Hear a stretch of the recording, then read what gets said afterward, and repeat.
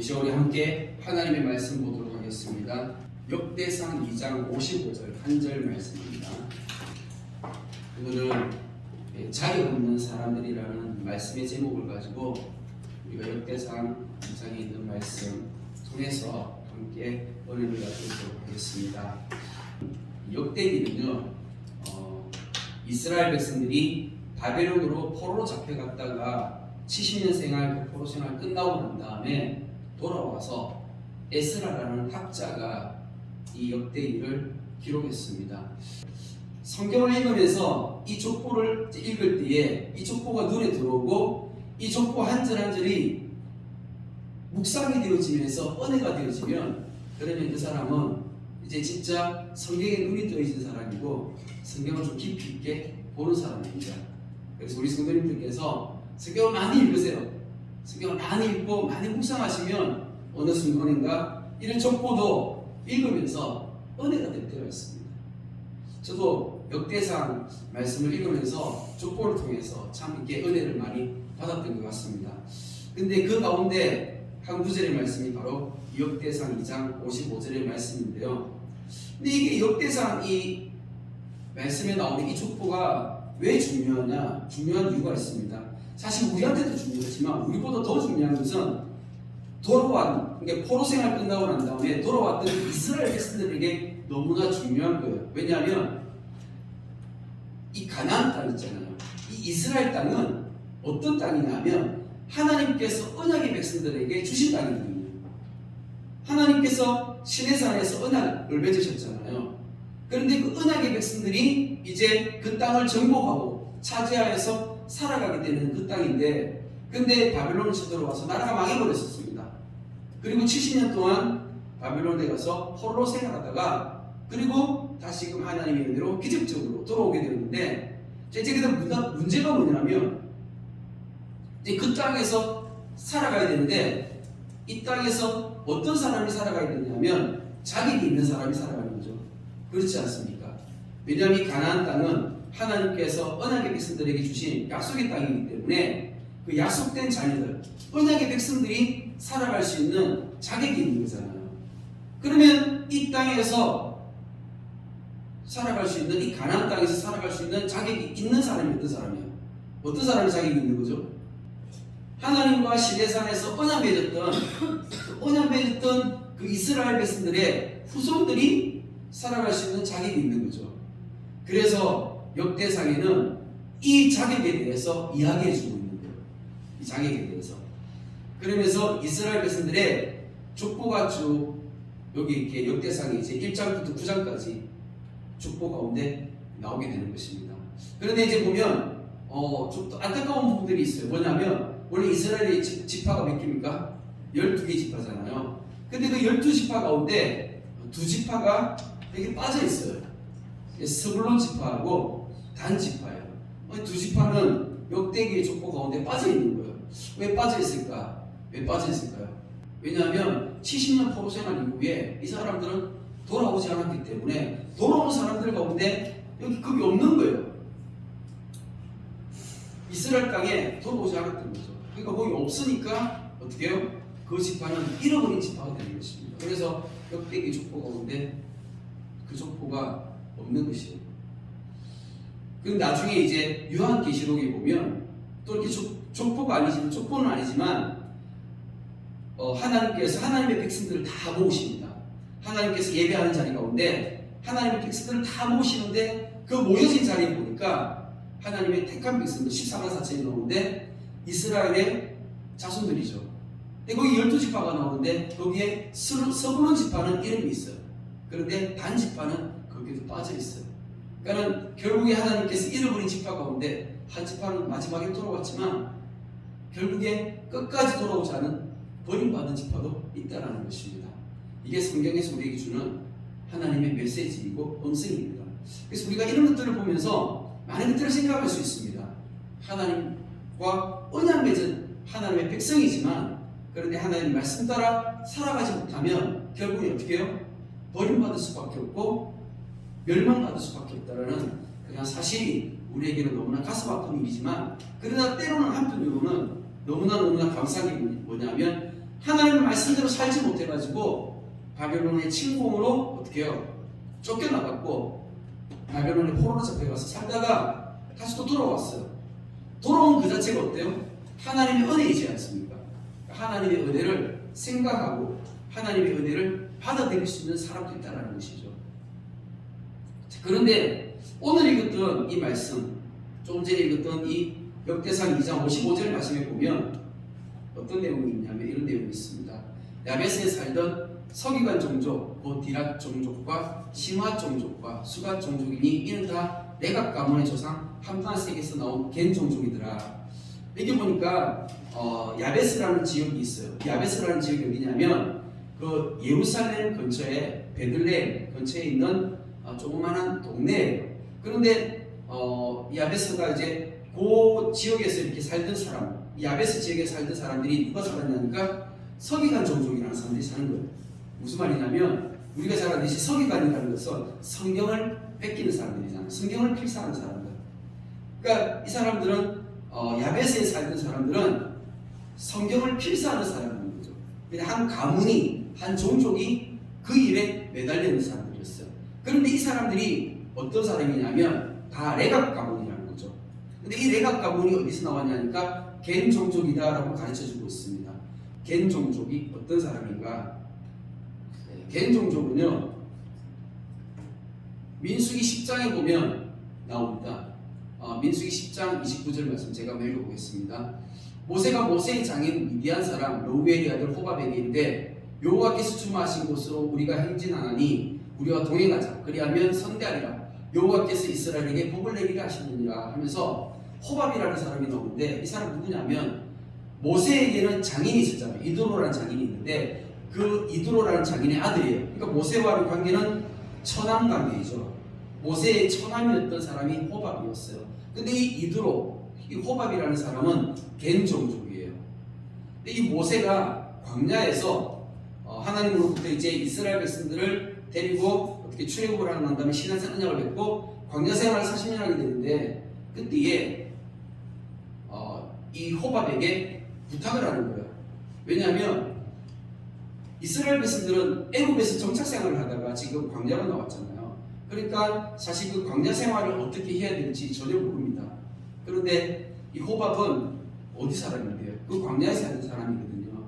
그러다 보니까 그 광야에서 어떻게 장막을 쳐야 되며 어떻게 이동해야 되며 또 어떻게 물은 어떻게 구해야 되며 이런 여러 가지 것들을 그런 노하우가 지식이 있잖아요. 그래서 모세가 자기 처남에게 부탁을 하는 거죠. 처남, 집으로 돌아가지 말고 우리와 함께 갑시다.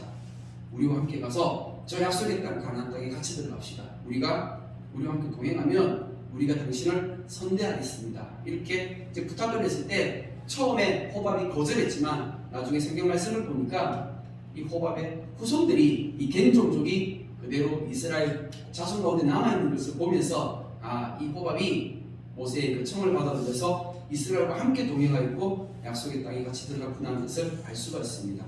그렇고 보면 이 호밥이라는 사람이 겐 종족은 어떤 사람들이에요? 이방인인 것이죠. 이방인은 하나님과 약속을 했습니까? 안 했습니까? 하나님과 언약 맺지 않았잖아요. 하나님과 언약 맺지 않았지만 그런데 바벨론 포로 생활 이후에 다시 이 가나안 땅에 들어왔을 때에 그때 이 가나안 땅에 다시 살 수 있는 자격이 주어졌을 때에 단순히 이스라엘 12지파뿐만 아니라 누가 들어가 있는 거예요? 이방인이 여기 들어가 있다는 것이죠. 이 사람은 원래 자격이 없는 사람이었습니다. 이방인이었기 때문에 자격이 없지만 그런데 하나님의 은혜로 이 언약 백성 가운데 같이 섞여 살면서 그 자격을 함께 얻게 되었고 나누게 되었습니다. 대단하지 않습니까? 한번 생각해 보십시오. 사실 이 사람들은 원래 여기가 고향도 아니고 원래 여기 계속 살아가야 될 이유가 없음에도 불구하고 바벨론 포로 생활 이후에 다시 돌아왔어요. 어떻게 보면 이 사람들은 자기들의 겐 종족이 있는 그 미디안 땅으로 다시 돌아갈 수도 있잖아요. 그런데 그쪽으로 가지 않고 오히려 가나안 땅으로 돌아왔습니다. 사실 70년이라는 시간은요 한 세대 두 세대가 그냥 다 지나가 버리잖아요. 그러면은 포로로 처음 끌려갔던 사람들이 돌아왔을까요? 아니면 그 사람들의 후손들이 돌아왔을까요? 다 후손들이 돌아온 겁니다. 후손들은 이미 그 바벨론 땅에서 새롭게 정착했거든요. 그러면 돌아오기가 쉬워요, 어려워요? 결국 쉽지 않지 않습니까? 우리나라를 봐도 그렇지 않습니까? 일제강점기를 맞이해가지고 많은 사람들이 저기 연해주라든지 아니면 저 만주 지역이라든지 아니면 하와이라든지 미국 LA 뭐 여러 곳으로 이렇게 우리 민족이 많이 흩어지고 거기가 살았잖아요. 그런데 일본만 보더라도 제1국보가 얼마나 많은 거 있습니까? 왜 저 사람들 다 안 돌아와요? 우리가 해방되고 난 다음에 저 사람들 돌아와야 되잖아요. 왜 안 돌아왔을까요? 불과 35년 만에 거기서 정착해가지고 다시 돌아오지 않는 거예요. 거기서 차별을 받아도 거기서 살고 있는 거예요. 그런데 70년이라는 시간이 지난 후에 그 사람들이 돌아왔다니까요.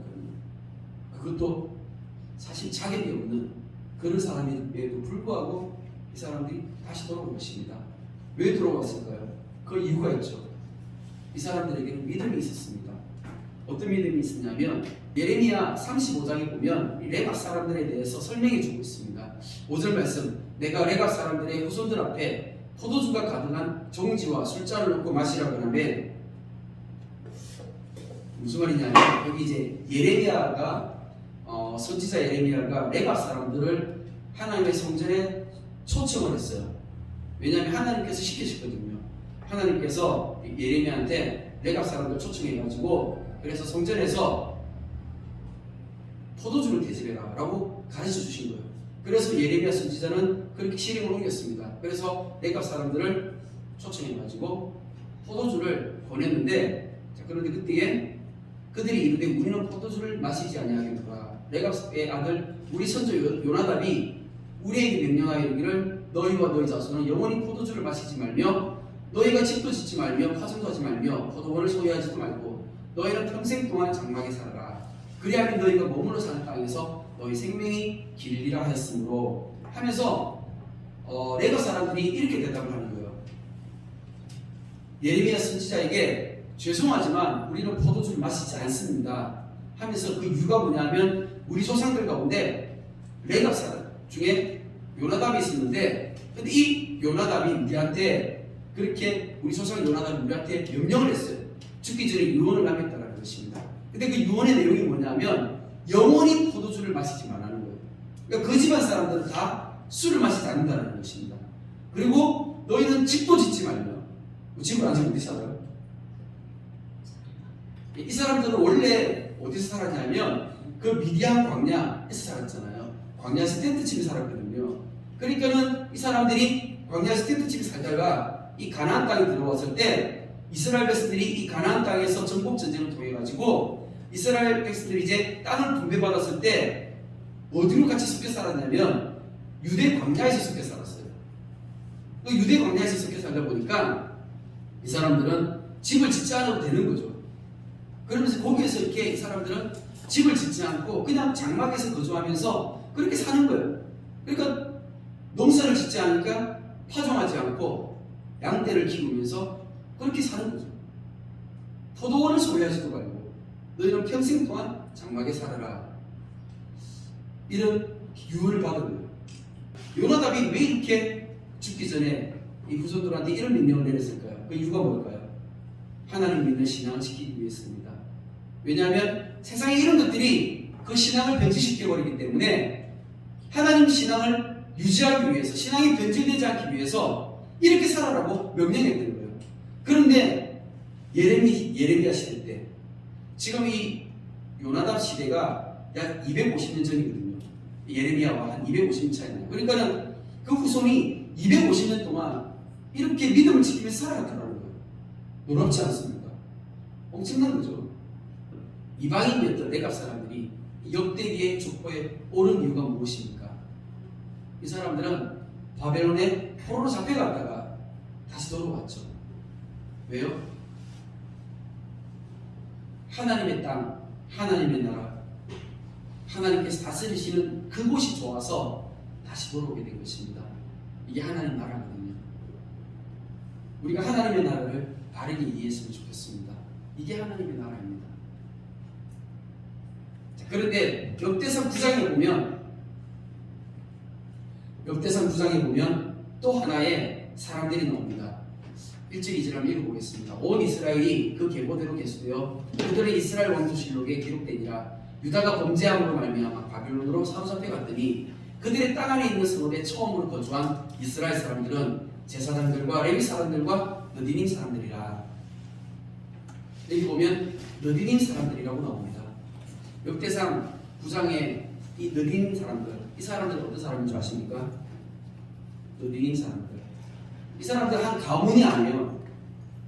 느디님 사람들이라는 이 느디님이라는 이 뜻이 뭐냐면 주어졌다라는 뜻이에요. 그러니까 성전에 바쳐진 사람들이에요. 성전에 바쳐진 사람들이었었어요. 근데 성전에 바쳐진 사람들은 원래 레위 지파거든요. 근데 레위 지파는 이스라엘 12지파 가운데 한 지파이고, 근데 이 느디님 사람들은 이스라엘 사람들이 아니에요. 이방인들이에요. 이 이방인들 가운데 전쟁을 통해서 전쟁에서 이스라엘이 승리했을 때 사람들을 포로로 잡아오기도 하잖아요. 근데 그 포로로 잡아왔을 때 그 사람들 가운데 일부는 성전에 바쳐지게 됐거든요. 그래서 성전에 바쳐졌던 그 사람들, 이 사람들이 주어진 사람, 바쳐진 사람이라고 해서 느디님 사람이라고 하는데, 이 사람들이 돌아온 거예요. 어디 갔다가요? 바벨론 포로로 갔다가 돌아갔다는 것이죠. 이 사람들은 성전에서 노예로 있었던 사람이에요. 원래 전쟁 포로로 잡혀와가지고 성전에서 노예 생활하다가 성전에서 물 깃는 일, 그리고 나무 패는 일, 이런 일을 하는 사람들이었어요. 성전에서 허드렛 일을 하는 사람들인데 노예로 있다가, 그런데 바벨론의 포로로 잡혀갔어요. 자, 그리고 난 다음에 70년 이상의 시간이 흘렀습니다. 에스라가 다시 이제 이 바벨론에서 이스라엘 땅으로 돌아오는데 사람들을 이제 데리고 가려고 찾다 보니까 레위 지파가 보이지 않는 거예요. 성전을 섬길 사람들이 필요하잖아요. 아니, 이스라엘 땅으로 돌아가야 되는데 성전을 섬길 사람들이 없어요. 그런데 찾다 보니까 누구를 찾았냐면 느디님 사람들을 찾은 거예요. 이 사람들을 데리고 왔습니다. 한번 생각해 보십시오. 저 사람들이, 원래 저 사람들은 이스라엘 사람들이 아니잖아요. 전쟁 포로로 이방인이었던 사람들이, 전쟁 포로였던 사람들이, 성전에서 노예 생활했던 사람들이 바벨론의 포로로 갔어요. 근데 거기서 70년 이상의 시간을 살고 있다가 다시 돌아오게 되면 저 사람들이 돌아와야 될 이유가 있나요? 성경을 읽다가 이게 사실 좀 너무 충격이었어요. 아니, 이 사람들이 왜 돌아왔지? 저 사람들은 돌아오면 다시 또 뭐 해야 되는 거야? 이 사람들 다시 돌아오면 또 뭐 해야 될까요? 다시 성전에서 또 노예 생활 해야 되잖아요. 성전에서 다시 종로로 돼야 되는 거예요. 아니, 왜 바빌론에서 그냥 오히려 거기서 정착해가지고 잘 살고 있다면 굳이 돌아올 이유가 없는 저들이 다시 성전에 종사하기 위해서 돌아왔을까? 너무나 놀라운 거예요. 이 사람들 가운데 이런 사람들이 있었습니다. 이 사람들은 성전에서 물 깃고 또 나무 캐는 사람들인데, 이 사람들의 그 기운이 어디까지 올라가냐면 여호수아 10장에까지 올라갑니다. 한번 보도록 하겠습니다. 2절 말씀. 여호와께서 아모리 사람을 이스라엘 자손에게 넘겨주시던 날에 여호수아가 여호와께 아뢰어 이스라엘의 복전에 있을 때, 태양아 너는 기브온 위에 머무르라. 달아 너도 아얄론 골짜기에서 그리할지어다며 태양이 머물고 달이 멈추기를 백성이 그 대적에게 원수를 갚기까지 하였느니라. 야살의 책에 태양이 중천에 머물러서 거의 종일토록 속히 내려가지 아니하였다고 기록되지 아니하였느냐. 이 여호수아 10장 말씀에 어떤 내용이 있냐면 이런 내용이 있는 거예요. 이스라엘 백성들이 이제 광야 생활을 마치고 여호수아의 인도하심을 따라서 요단강을 건너서 가나안 땅에 들어갔습니다. 그리고 가나안 땅에서 맨 처음 정복했던 성읍이 어디였습니까? 맨 처음 정복했던 성읍, 여리고 성이죠. 그 여리고를 정복하고 난 다음에 이제 그 가나안 땅에 소문이 쫙 퍼진 거예요. 뭐라고 소문이 퍼졌겠어요? 이스라엘 백성이 여리고 성을 무너뜨렸다. 그 견고한 성읍 여리고를 무너뜨렸다라는 이 소문이 쫙 퍼진 거예요. 그러니까 그 가나안 사람들이 그 마음 가운데 어떤 마음이 있었겠어요? 굉장히 큰 두려움이 있었겠죠. 그런데 그 사람들 가운데 기브온 사람들이 꾀를 낸 거예요. 어떻게 꾀를 냈냐면 자기들이 헌 옷을 입고 그리고 곰팡이 핀 빵을 가지고 아주 멀리서, 아주 먼 나라에서 여행 온 것처럼 그렇게 이스라엘을 찾아온 거예요. 찾아와가지고 여호수아에게 협약을 맺자고 언약을 맺자고 이야기하는 거죠. 우리가 먼 나라에서 왔는데 우리가 당신들과 서로 침략하지 않기로, 우리가 서로 평화하기로 그렇게 협약을 맺자는 거예요. 그런데 그때 여호수아가 하나님께 묻지 않고 그냥 협약을 맺어버린 거예요. 사실 이것은 어떻게 해요? 여호수아의 실수인 거죠.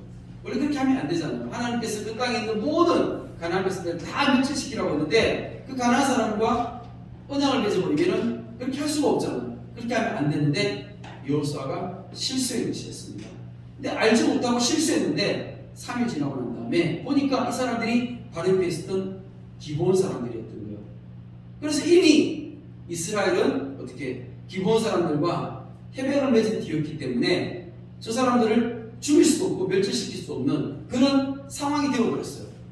그런 애매한 상황 가운데 있는 그 상황에서 어떤 일이 벌써 발생했냐면 그 기브온이 사실은 그 옆에 있는 가나안 족속들, 아모리 족속들 이런 사람들 어떻게 해요? 이 기브온 사람들이 배신을 하게 된 거잖아요. 왜냐하면 그 기브온 사람들을 주변으로 해가지고 그 가나안 족속들이 다 똘똘 뭉쳐가지고 지금 이제 이스라엘과 전쟁을 해야 되는데 이 기브온 사람들이 배신되려가지고 이스라엘과 평화조약을 맺어버렸으니까 그러면 다른 옆에 주위에 있었던 가나안 사람들이 어떤 생각 들겠어요?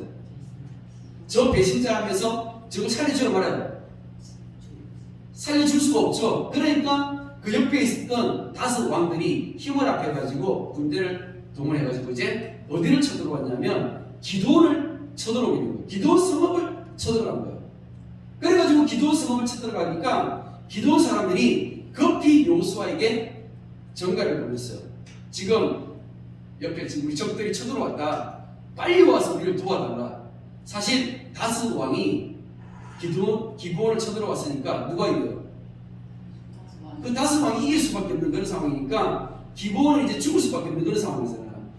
그때 이스라엘이 이걸 도와줘야 말아요. 어떻게 해야 돼요? 사실 원래는 이 기브온 사람들은 하나님께서 어떻게 해요? 다 직멸하라고 시켰던 그런 멸망의 백성들이잖아요. 그런데 이 사람, 이 여호수아가 이 이스라엘이 비록 실수였지만 저들과 여호와 하나님의 이름으로 언약을 맺었거든요. 언약을 맺었으니까 안 도와줄 수도 없잖아요. 그래서 어쩔 수 없이 여호수아가 군대를 이끌고 기브온을 사수하러 가는 것입니다. 그런데 기브온을 사수하러 갔을 때 그때 거기서 전쟁을 하는 가운데 기적이 일어난 거예요. 어떤 기적이 일어났냐면 하나님께서 하늘에서 태양을 멈추신 거예요. 이 전쟁에서 여호수아의 군대가 이 전쟁을 이기고 있는 거예요. 아니, 전쟁을 이기고 있을 때 갑자기 해가 져가지고 저녁이 돼버리면 전쟁을 어떻게 해야 됩니까? 중지할 수밖에 없잖아요. 저 적군들을 다 멸할 때까지 해가 중천에 떠 있는 거예요. 하나님께서 기적을 베푸셔서 놀라운 일을 행하셔가지고 그래서 이 기브온 사람들을 다 구원하고 여호수아는 그 5 왕을 다 멸할 수 있는 이 놀라운 하나님의 기적이 이때에 일어나게 된 것입니다. 그리고 난 다음에 이 여호수아가 기브온 사람들에게 이야기하는 거예요. 너희가 우리를 속였기 때문에 비록 우리가 너희와 함께 언약을 맺었지만 그런데 너희가 우리를 속이고 이 언약을 맺었기 때문에 너희가 이스라엘의 영원토록 종이 되어서 너희가 이제 우리를 섬겨야 된다 라고 얘기했던 것이죠. 그때 기브온 사람들은 이것을 어떻게 받아들였어요? 기쁘게 받아들였을까요? 아니면 이것을 억지로 받아들였을까요? 이 사람들은 이것을 감사한 마음으로 기쁘게 받아들인 거예요. 그리고 이 이스라엘 땅에서 함께 살아가게 된 것입니다. 근데 이 사람들은, 이 기브온 사람들은 이걸 본 거예요. 뭘 본 거예요? 하나님의 기적을 봤잖아요. 근데 하나님의 기적만 본 것이 아니라 하나님의 사랑을 함께 체험하고 경험하게 된 것이죠. 이 사람들은 하나님의 음성을 다 들었거든요. 이미 이스라엘 백성들이 애굽에서 출애굽할 때부터 하나님께서 이스라엘을 왜 택하셨고 그리고 하나님께서 시내산에서 어떻게 언약하셨으며 그리고 광야생활을 어떻게 했으며 요단강을 어떻게 건넜으며 여리고성을 어떻게 무너뜨렸는지 이 모든 것을 다 들었단 말이에요. 그러면서 하나님께서 이스라엘 백성들에게 이 가나안 땅을 주기로 약속하셨다는 것을 저들은 다 들었기 때문에 이제 저들은 선택의 여지가 없는 거예요. 다 죽게 되는 거예요. 다 죽을 수밖에 없는 그 운명이었는데, 그런데 하나님께서 살려주셨어요. 하나님께서 생명을 주셨다는 겁니다. 기본 사람들은 하나님께서 우리를 살려주셨다는 이 은혜를 체험하고 경험하게 된 것입니다. 그런데 우리를 살려주시면서 그냥 살려주신 게 아니라 어떻게 해요? 하나님께서 기적을 보여주시면서 그 기본까지 사랑하신다라는 그 하나님의 기적을 이 사람들이 체험하게 된 것입니다. 그리고 이 사람들은 이 이스라엘에서 종살이하고 노예 생활을 하면서 기쁨으로 이 사람들은 하나님 나라 백성으로 믿음으로 살아가게 된 것이었죠. 비록 이방인이었지만, 멸절될 수밖에 없는 그런 이방인이었지만, 자격 없는 사람들이지만 이 사람들이 하나님 나라의 백성으로 들어오게 된 것이에요. 하나님 나라가 좋으니까, 하나님의 백성됨이 좋으니까, 비록 내가 하나님 나라에서 종살이 하더라도 난 하나님 나라로 들어가고 싶은 거예요. 그 마음과 그 믿음이 있어서 이 사람들이 돌아온 거예요. 감사하지 않습니까? 이사야 56장 말씀에 이런 말씀이 있습니다. 이사야 56장 말씀 3절 말씀 제가 한번 읽어보겠습니다. 여호와께 연합한 이방인은 말하기를 여호와께서 나를 그의 백성 중에서 반드시 갈라내시리라 하지 말며, 여호와께 연합한 이방인들 가운데요 하나님께 연합한 사람들이 있어요. 하나님과 연합한 사람들.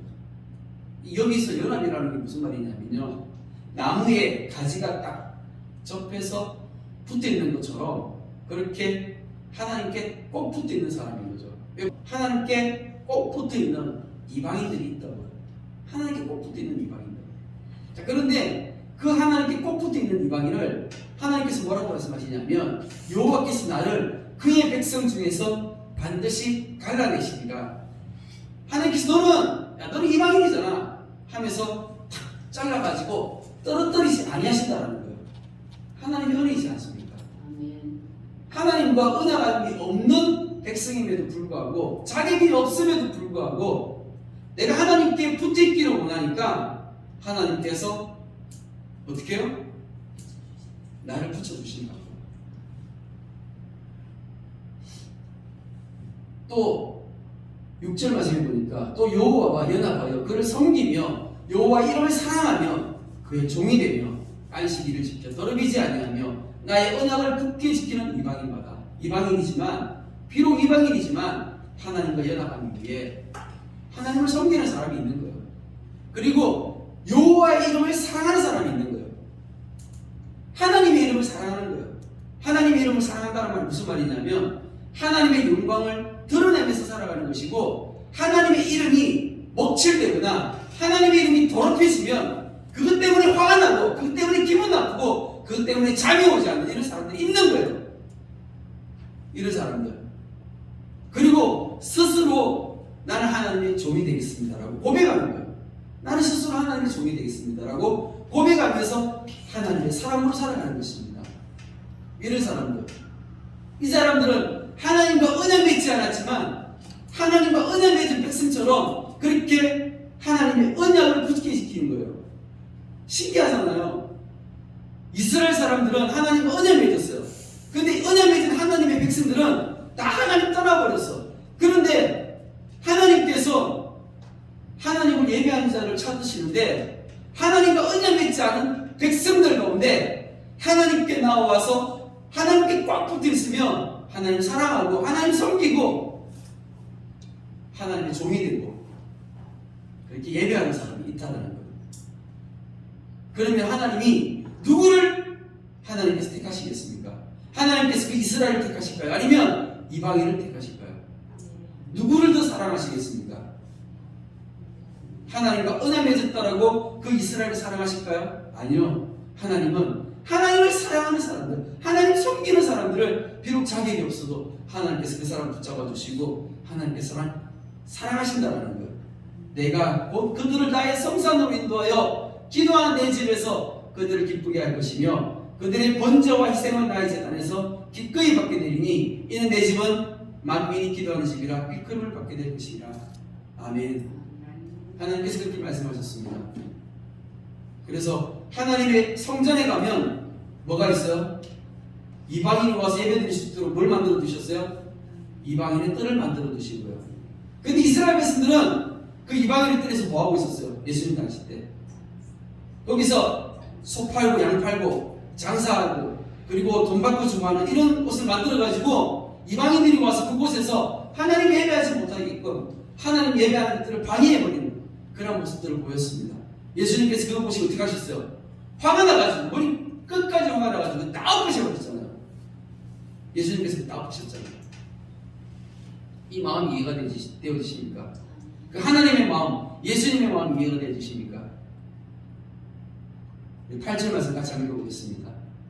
이스라엘의 쫓겨난 자를 모으시는 주 여호와가 말하니 내가 이미 모은 백성 외에 또 모아 그에게 속하게 하리라 하셨느니라.